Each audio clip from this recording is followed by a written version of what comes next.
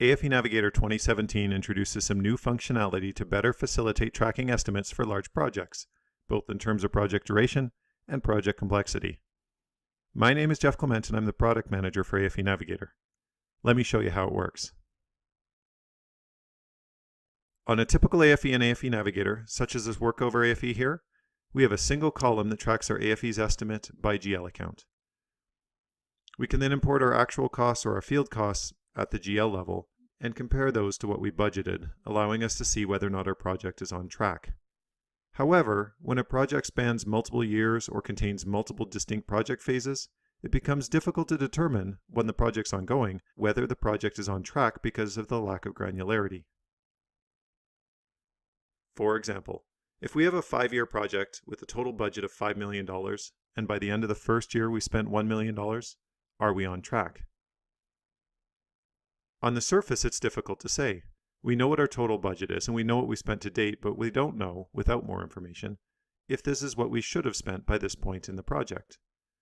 We could guess. We know that we have a $5 million project split over 5 years, so we could assume that we're spending $1 million a year, and according to that, it looks like our spending is on track.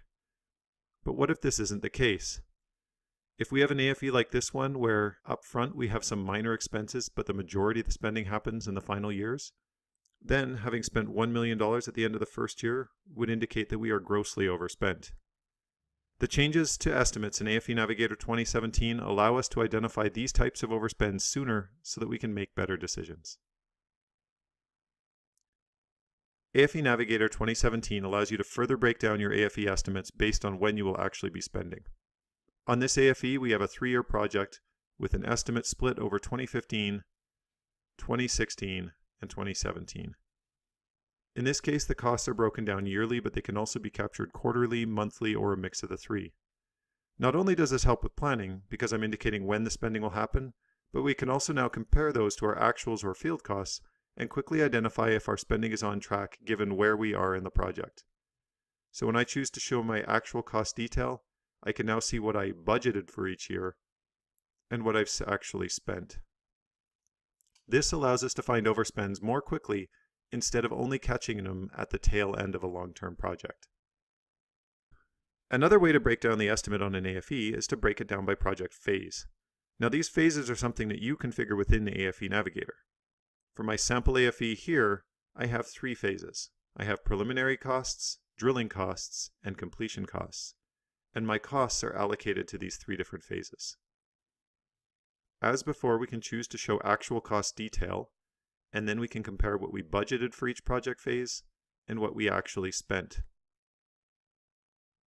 And finally, for complex projects, you're able to break down your estimate based on the project phase and the time period, such as this AFE where I have 3 project phases, preliminary costs, drilling costs, and completion costs, split over 2 years, 2017 and 2018.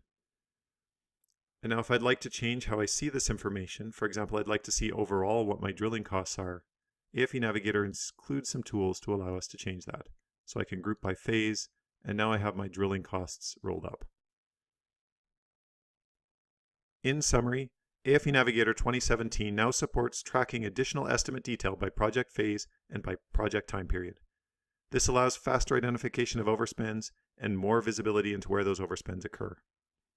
As we as an industry move towards more complex projects, AFE Navigator's new estimate functionality is there to ensure that you have the tools you need to manage the capital costs for those projects.